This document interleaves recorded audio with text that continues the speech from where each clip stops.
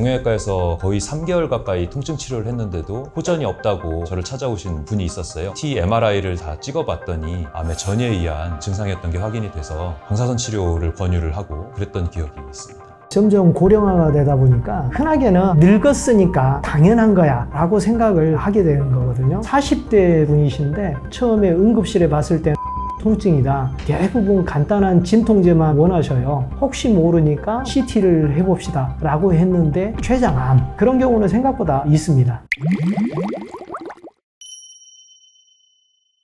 은근히 응급실에서 진료 보다 보면 암을 강력하게 의심할 수밖에 없는 상황들은 종종 발견이 됩니다. 예를 들면 배가 아파서 왔는데 심한 장마비 소견이 보여서 엑스레이상에 CT를 찍었더니 덩어리뿐 아니라 이 소화기계 암 같은 경우는 다 간으로 전이가 많이 되거든요. 혹이 보인다든지 이러면 암일 가능성이 높겠구나 라고 생각을 하고 설명을 하게 되죠. 또 폐도 기침이나 흉벽이 아파서 CT를 찍은 경우에도 폐암이 발견되는 경우도 간혹 있고요. 의외로 응급실에서 CT를 찍으면서 많이 발견을 하고 검사를 하러 입원시키기도 합니다. 40대 분이신데 허리 통증으로 이제 며칠 힘드셨다고 하는 실제 췌장암으로 진단받으신 분들이 있어요. 처음에 응급실에 봤을 때는 허리 통증이다. 대부분 간단한 진통제만 원하셔요. 이야기를 듣다 보니까 평상시에 잠깐 삐끗해서 다쳤다 할지 그런 것도 아니고 정상적인 상황에 발생할 수 있는 그런 통증 종류가 아니어서 혹시 모르니까 CT를 해봅시다 라고 했는데 췌장암, 그걸 확인한 후에 다시 되묻는 그런 과정에서 평상시에도 굉장히 피곤함이 있었고 체중이 자기도 모르게 줄어들었다 이야기를 하시면서 그분으로서는 가장 불편한 게 허리 통증이기 때문에 그것만 가지고 오셨구나, 그런 경우는 생각보다 있습니다.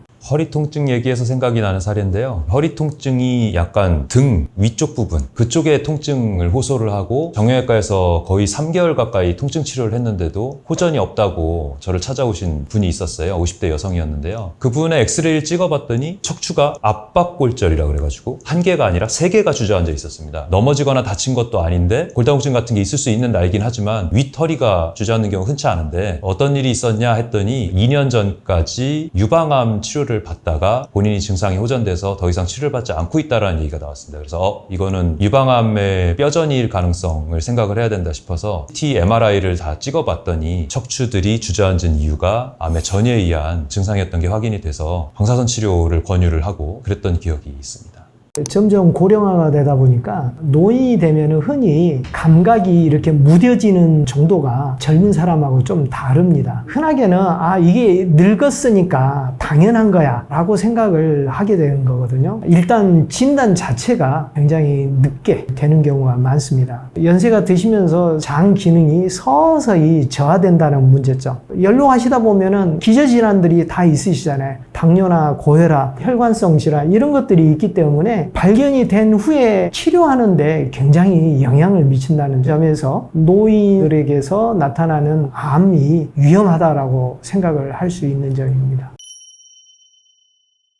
췌장암에 국한을 한다면은 허리 부분에 어떤 통증을 느낀달지 췌장관이 주변에 있기 때문에 이 영향으로 황달이 나타난달지 소변의 색깔이 커피나 콜라색처럼 변한달지 소화장기이기 때문에 소화불량, 변비 이런 것들도 나타날 수 있는 것 같습니다. 췌장암이 위험스럽다 또 어렵다라고 생각하는 것이 다른 치료에 적응이 안 되는 경우가 대부분입니다. 위치상 방사선 치료를 하기도 힘들고 발견됐을 때는 이미 3기 이상의 암 자체가 굉장히 크고 주변 조직에 전이되어 있는 가능성이 크기 때문에 수술요법도 쓸 수 없는 경우가 대부분이고 진단 자체도 굉장히 늦게 되고 다른 암에 비해서 굉장히 빨리 진행된다라고 볼 수 있습니다. 대부분 췌장암으로 진단받는 경우에는 대략 자녀 수명이 1년 이하로 이야기를 듣고 오시는 분이 많습니다. 저희가 어떤 희망적인 내용을 말씀드리기는 상당히 힘드세요. 진단이 되면은 위치상 수술을 한달지 할 수 있는 치료가 항암제 치료인데 효과적인 방법은 아닌 걸로 되어 있습니다. 췌장암은 전이가 잘 되는 걸로 유명한데요. 다른 장기처럼 간이나 이런 장기들은 이제 피막이라는 게 있어서 한 번은 걸러주는 풀어주는 역할을 하는데 췌장은 그런 게 없고 굉장히 안쪽에 있는 조직들이라 대동맥까지 전이가 돼서 수술을 못하거나 이런 분들도 꽤 많이 나와요. 그리고 특히 췌장의 두부, 췌장 머리 부분이 췌담관도 있고 대동맥도 있고 위와 간 다 사이에 있기 때문에 수술을 하게 돼도 우리가 휘플 수술이라고 해서 굉장히 큰 수술을 해야 되거든요. 위도 잘라내고 소장도 잘라내고 담관도 잘라내고 이렇게 하면서 다 이어붙이는 그런 수술을 해야 되는데 외과 수술 중에서 제일 오래 걸리는 걸로 유명한 수술입니다. 17시간씩 보통 걸리고요. 그래서 그런 수술을 해야지만 되기 때문에 환자가 또 컨디션이 굉장히 떨어진 채로 수술을 마치고 나오게 되죠. 추후에 항암 치료나 재발을 방지하기 위한 재활에서도 굉장히 손해를 보게 되고 후유증도 굉장히 크게 되고 수술 후에도 결과가 안 좋은 경우가 워낙 많기 때문에 췌장암을 무서운 질환이라고 하는 것 같습니다. 이유 모를 설사와 변비의 반복이라는 게 우리가 보통 뭘 잘못 먹어서 설사가 일어나면 한 2, 3일 정도 음식물이나 이런 것들이 다 소화돼서 내려갈 때까지 내지는 균 같은 걸 우리가 이겨낼 때까지 며칠간 설사를 하게 되거나 열이 나거나 이런 경우가 대부분이죠. 근데 그런 게 없이 피가 섞여 있는 설사를 종종 본다든지 변비와 설사가 이유 없이 왔다 갔다 하면서 반복된다든지 하면 이게 암종이 있으면서 그게 염증을 일으켜서 설사를 일으켰다가 또 막아가지고 변비를 일으켰다가 이렇게 반복하는 경우가 있습니다. 이 체중 감소가 좀 궁금하실 수가 있는데 왜 암에 걸리면 체중 감소가 일어날까요? 암세포는 에너지를 많이 쓰는 조직입니다. 암세포가 자기 에너지 ATP를 만들어내는 산소가 없는 상태에서 하는 무산소 대사라는 걸 하게 됩니다. 우리 몸에 산소가 있는데도 산소가 없는 대사를 하는 거죠. 그거를 발효대사, 젖산대사라고도 합니다. 한 9배 정도 효율이 떨어지는 에너지를 만들게 되는데 그러면서 포도당을 온몸에서 다 끌어다가 그 조직에서 쓰게 됩니다. 그 기전을 이용한 검사가 PET-CT라는 검사예요. 당을 얼마나 흡수하는지를 보고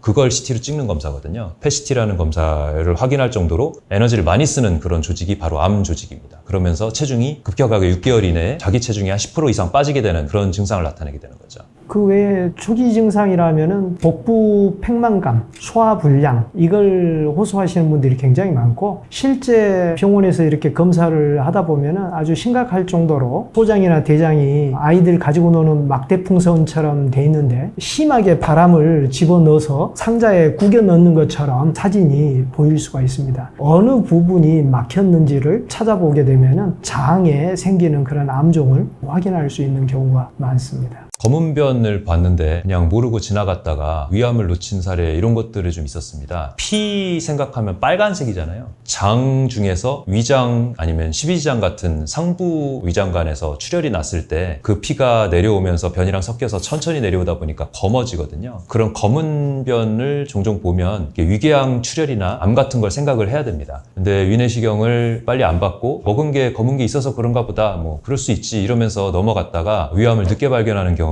사례가 있어서 그 부분을 말씀드리고 싶습니다. 일반적인 경우 외에 뜻하지 않게 열이 나서 응급실에 온다 할지 그런 경우에 검사를 하다 보면은 암으로 진단되는 경우가 있고요. 대개 이제 열이 나는 경우에는 백혈병이랄지 림프종이랄지 이런 경우가 참 많고 췌장암의 경우에서 같이 특정 부위의 통증으로 나타나는 경우도 생각보다 많습니다. 평상시에 통증이 생길 만한 이유가 아닌데도 특정 부위에 통증이 나타났다. 그렇다면은 이런 부분도 좀 주의를 하셔야 될 것 같고 피부암 같은 부분에는 예전에 몰랐던 점이 생기고 생각보다 크게 빨리 자란다 할지 주변 경계가 불분명한다 할지 이런 것들을 또 유심하게 살펴보실 필요가 있습니다. 우리나라의 의료 특성상 신경 써야 되는 부분이 있는데요. 증상이 있을 때 환자가 알아서 자기 증상에 맞는 과를 찾아가게 되는 시스템입니다. 전문가를 빠르게 만나볼 수 있는 장점이 있지만 단점은 인체 전인적인 진찰을 할 수가 없다는 게 문제죠. 그러다 보니까 암 같은 드문 질환 같은 경우는 놓치게 되는 경우가 생기게 되는 거고요. 예를 들면 뭐 허리 아파서 계속 병원에서 검사를 받고 치료를 받고 했는데도 호전이 없다. 그렇다 그러면 다른 문제가 있지 않은지 한 번은 생각을 해보고 그쪽을 찾아보는 그런 노력이 필요합니다. 예를 들면 이제 허리 아플 때 췌장암 걱정을 하는 그런 것들인데요. 물론 이제 흔한 일은 아니고 모든 허리 아픈 환자들이 다 췌장암을 걱정할까 봐 걱정이 되긴 합니다만 그런 사례들도 있기 때문에 호전이 없는데 다른 걸 찾아봐야 된다 하면 주치의와 상의를 해보시고 그런 게 걱정되시면 어느 과를 가서 어떤 검사를 하시면 됩니다라고 의뢰서를 써주십니다. 그런 거에 따라서 진행을 하시면 될 것 같습니다. 대장암이 늘어나는 원인 중에 중요한 건 식생활입니다. 특히 특히 우리가 서양식 식사라고 얘기하는 고지방, 고탄수화물식이 대장 건강에 영향을 미치는데요. 장이라는 거는 음식물이 이제 변으로 만들어지면서 지나가는 통로가 아니라 그 안에서 수많은 유익균과 유해균들이 조화를 이루면서 살고 있는 생태계고요. 섬유질이나 이런 것들이 들어가면서 수분이나 이런 것들을 뺏겨가면서 변으로 바뀌는 그런 과정이 이제 대장이거든요. 근데 이 대장의 그런 건강 상태가 좋지 않으면 염증 반응도 많이 일어나고 심지어는 리키거 신드롬이라 그래서 장벽을 통과해가지고 균들이 들어가는 경우도 생기게 됩니다. 이렇게 되면 우리 몸에 전신 염증 반응도 생기게 되겠죠. 장 건강이 굉장히 중요하고 그 장 건강이 잘 유지가 되면 대장암도 덜 오게 될 텐데요. 먹는 어떤 합성 물질들이나 뭐 방부제, 항생제 이런 물질들도 장에 있는 균들의 상태를 나쁘게 만들고요. 지방이 너무 많이 들어가 있는 음식이나 탄수화물 같은 단순당이 너무 많이 들어있는 음식들이 들어가면 상태가 더 나빠지게 됩니다. 채소 중심으로 식사를 해서 유산균들의 먹이가 되는 섬유질들이 많이 들어가 있는 음식들을 먹게 되면 장 건강 상태가 좋아지고 암으로 변할 가능성이 줄어들게 됩니다. 사실 현대인들이 운동량이 부족하다는 거죠. 앉아서 생활을 한다 할지 바닥에서 드러 누워있는 채로 생활을 하시는 분들이 생각보다 많습니다. 그러다 보니까 적절한 운동이 되지 않음으로써 장 운동도 정체를 유발을 하게 되는 거고, 운동을 얘기하셔서 그런데 장이 움직임이 잘 이루어지고 연동운동이 잘 이루어져야 변이라는 유해 물질들이 모인 부분이 빠르게 몸에서 배출되는 부분이 있거든요. 그러기 위해서는 운동 자체를 늘려서 변이 내려갈 힘도 줘야 되지만 앉아서 있으니까 그런 분들이 적고 또 변비가 많아지고 있고요. 우리가 이제 식이섬유라 그러면은 물에 녹는 섬유질을 얘기를 하는데 그 부분보다도 더 거친 과일 껍질이라든지 채소의 딱딱한 부분이라든지 입에 거칠지만 장에서는 변의 볼륨을 늘려서 빠르게 변이 나가게 해줄 수 있는, 변비를 예방할 수 있는 이런 섬유질 물질들이 많이 섭취가 되어야 장 건강이 좋아집니다. 우리가 눈으로 확인할 수 있는 부분은 이렇게 신체의 겉부분, 피부죠. 내부 소화장기를 들여다 볼 수 있는 것은 내시경이라고 하는 것입니다. 대장 부분은 대장 내시경을 이용을 해서 직접 들여다보는 방법이 확실하고 유일한 방법이라고 할 수 있고요. 대장 내시경을 해서 용종이라고 하는 것이 발견이 되면은 즉각 그걸 제거할 수도 있고 또 조직 검사를 할 수가 있습니다. 대장 내시경은 자세랄지 하는 방법이랄지 굉장히 꺼리시는 분이 있지만은 50세 이상이 되셨다면은 아무 이상이 없었을 때 5년, 10년 주기로 검사를 해보시도록 권하고 있습니다. 만약에 용종이 3개 이상이라든지 확인이 된 경우에는 3년에 한 번으로 검사를 더 자주 할 수 있게 안내되는 걸로 알고 있고요. 그 외에도 설사변비가 반복된다든지 체중이 준다든지 해서 뭔가 대장에 문제를 찾아야 된다 그러면 소화기 내과에 가셔서 대장 내시경이 필요한지를 진료를 받고 결정을 하시면 됩니다. 건강검진으로 문제를 해결해 보려고 하시는 경우가 있는데 건강검진은 증상이 없을 때 확인하는 거고요. 필요한 경우에는 소화기 내과에 가서 확인하시면 되겠습니다. 암을 이겨내신 분들의 가장 큰 특징은 굉장히 암이라는 것에 대해서 긍정적으로 생각하신다는 거죠. 내 몸에 이미 들어와 있는 것이니까 받아들이되 점점 내 몸에서 몰아낼 수 있는 그런 대책을 만들기 위해서 계획을 세우고 나름대로 공부를 하시는 거예요. 내가 가지고 있는 암에 대해서 알아야 이겨낼 수 있는 그런 환경이 되는 거고, 주변의 가족들한테 이걸 숨기시는 분들은 혼자 모든 것을 감당을 하기 때문에 이겨내지 못해요. 주변 분들한테 이야기를 함으로써 정신적인 지지를 받으시고 얻을 수 있는 정보도 있고, 요즘 암 동호회도 참 많습니다. 그분들한테 어떤 치료에 대해서 적절한 방법이랄지 치료할 수 있는 조언을 받아들이시면 도움이 되지 않을까 생각을 하네요. 유전자가 우연히 잘못 변해가지고 운 나쁘게 걸렸다 이렇게 생각하면 대처할 것도 없고 치료 프로그램대로 따라가는 것밖에 없겠죠. 운 나쁘게 걸린 것 뿐이니까요. 근데 사실 암이라는 건 그런 질환이 아닙니다. 고혈압, 당뇨 걸리는 것처럼 우리 생활 습관에서의 문제가 세포 대사 과정에 다 영향을 미쳐서 그 대사 문제가 생기면서 세포가 변형이 돼서 2차적인 반응으로 유전자가 변하는 대사 질환으로의 특징이 크거든요. 다른 질환보다도 치료가 어려운 질환인 거는 맞지만 완전히 자기 생활 습관에서의 문제점을 확인을 해보고 바꾸려는 노력이 기본적으로 필요합니다. 식습관 당연히 바꿔야 되고요. 운동 습관 당연히 바꿔야 되고요. 내 세포들의 대사 과정이 좋아지고 또 몸에다 열을 많이 공급을 하고 또 산소를 많이 공급할 수 있는 방법들, 이런 것들을 활용을 해서 내 몸의 환경을 좋게 만들어주면 면역력이 상승이 되면서 암세포를 잡을 수 있는 환경도 올라가게 됩니다. 대학병원에서 진행하는 암에 대한 기본적인 치료들이 있죠. 수술항암 방사선이 있는데 말씀드리고 싶은 건 우선 이 수술항암 방사선만으로 치료가 끝났다고 생각하는 것은 굉장히 짧은 생각입니다. 수술항암 방사선은 그 암세포를 내 몸에서 없애기 위해서 하는 치료 방법이고요. 그 외에 매일 생겨나는 암세포들을 어떻게 제어할지는 내 몸의 환경과 내 몸의 생활 습관, 식습관에 따라서 결정이 되는 거거든요. 암이 제일 좋아하는 환경인 저체온 상태, 저산소 상태, 산증 상태를 어떻게 하면 개선해서 온도가 높고 산소가 많고 산증이 없는 상태로 만들 것인지 고민을 해야 됩니다. 주변에서 이제 암 환자를 치료하는 과정에서 어느 한 가지만을 선택을 해서 절대적으로 믿는다. 그러면은 항암제의 경우에는 그 항암제의 내성에게서 더 이상 듣지 않는다. 그러면 어떻게 할 것인가? 준비가 안 돼 있는 환자분들이 많으세요. 물론 치료에 전적으로 몰입을 하는 건 좋지만은 다른 부가적인 방법이 있는지 확인해서 보완을 해갈 수 있는 마련을 하시라, 이렇게 말씀드리고 싶습니다. 고주파 온열 치료, 고압 산소 치료는 저 같은 경우는 환자분들께 수비적인 치료라고 표현을 하는데요. 암을 없애기 위한 공격적인 치료인 수술, 떼어내는 거죠. 항암제, 몸속에 있는 작은 단위의 세포들을 잡을 수 있게 하는 거고, 하지만 이제 우리 몸의 다른 세포들도 망가지게 된다는 단점이 있는 거고요. 방사선도 마찬가지입니다. 몸의 중심 체온을 42도까지 올릴 수 있는 방법을 활용을 해서 NK세포 활성도라든지 이런 거를 폭증을 시키는 방법이 있습니다. 그 외에 부가적으로 열을 주는 방법은 뭐 찜질이라든지 주열기라든지 반신욕이라든지, 그 다음에 이제 고압산소 치료 방법도 굉장히 중요한 치료 방법인데요. 2기압 이상의 압력을 준 상태에서 100% 산소를 쐬는 시설이 필요하지만 제대로 된 고압산소 치료를 하게 되면 조직 끝에 가 있는 암세포들 주위에 있는 환경이 변화가 됩니다. 산소가 부족하게 만들었던 암세포 주위 환경들이 역전이 되고 산증, 젖산들이 많이 발생되는 그런 환경들도 열과 산소 모두 배출을 용이하게 만들어주기 때문에 암이 좋아하는 환경인 저체온, 저산소, 산증 상태를 역전을 시킬 수 있는 방법들이죠. 수술항암 방사선 이외에 추가로 수비적인 치료인 고주파 온열 치료랑 고압산소 치료를 꼭 권하고 있습니다. 두 번째로 말씀드리고 싶은 건 생활 습관을 바꾸지 않고 대학병원에서 그냥 잘 먹어라 이렇게만 얘기하는 거를 듣고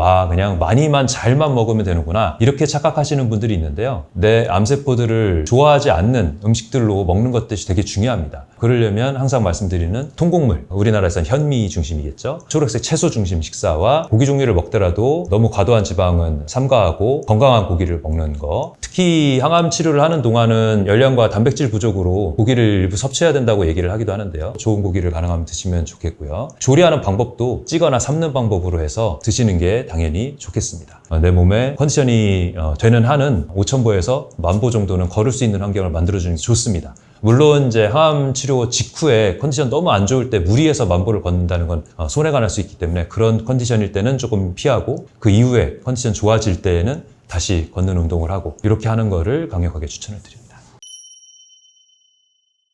흔한 증상을 무시하다가 놓치는 경우도 있지만은 가장 중요한 것은 기본적인 건강검진을 미루거나 하지 않는 거죠. 전 국민 건강검진을 국가에서 시행을 하고 있지 않습니까? 대부분 바쁘다 보니까 올해는 그냥 건너뛰지 이런 생각으로 안 하는 경우도 많고, 암에 있어서 가장 중요한 것은 빠른 시간 내에 발견을 해내고 적절한 치료를 한다는 중요함을 잊어버리는 거고, 50대 이상에서 국가의 나이 연령대별로 공고하는 검진 내용이 있어요. 이런 것들을 무시하고 하지 않는 경우, 가장 흔한 게 흡연, 음주 지속적으로 계속 하는 거예요. 내가 50대, 60대까지도 그걸 하면서도 잘 살았는데 앞으로도 괜찮을 거다. 반드시 문제가 된다는 거죠. 이런 것들은 정말 정해진 발암물질 뿐더러 그 자체가 암하고 연관성은 있다라고 생각하시고, 연세가 많으시다면 흡연, 음주 삼가시는 게 방법이라고 생각합니다. 이런 얘기를 한 영상에 꼭 보면 댓글에 이런 거 달리는 거 있어요. 우리 할머니는 92세, 93세까지 살았는데 술, 담배 하고 아무 문제 없으셨다. 그런 한 사례만 가지고 얘기하면 안 됩니다. 우리가 암이 생긴다는 거는 주위 환경들을 다 종합해서 그 점수들이 합쳐서 되는 거지, 술, 담배를 하고 채식 중심으로 식사하면서 너무 건강한 나머지 환경을 잘했으면 안 걸릴 수도 있는 거예요. 또 암이라는 게 스트레스나 이런 거와 관련이 있기 때문에 공기 좋은 데서 잘 지냈으면 또 안 걸릴 수도 있는 거죠. 근데 그거 다 내비놓고 술, 담배 두 가지만 했는데 암 안 걸렸으니까 네 말은 틀렸다. 이건 굉장히 편협한 생각이고요. 발암물질로서 명확하게 확인이 되어 있는 물질들이 몇 개 있지 않습니까? 술, 담배를 포함해가지고 가공 육류라든지 괜찮겠지 하고 둘 필요가 없는 거예요. 최대한 피해야 되는 겁니다. 친구들이나 뭐 동료들이 당연히 하고 있는 거니까 나도 위험성을 인지를 못하는 경우가 있어요. 술, 담배도 그런 중에 하나죠. 하지만 내 건강은 내가 지키는 겁니다. 이런 요인들을 내 삶에서 멀게 만들어지는 꼭 신경을 써주면 좋겠습니다.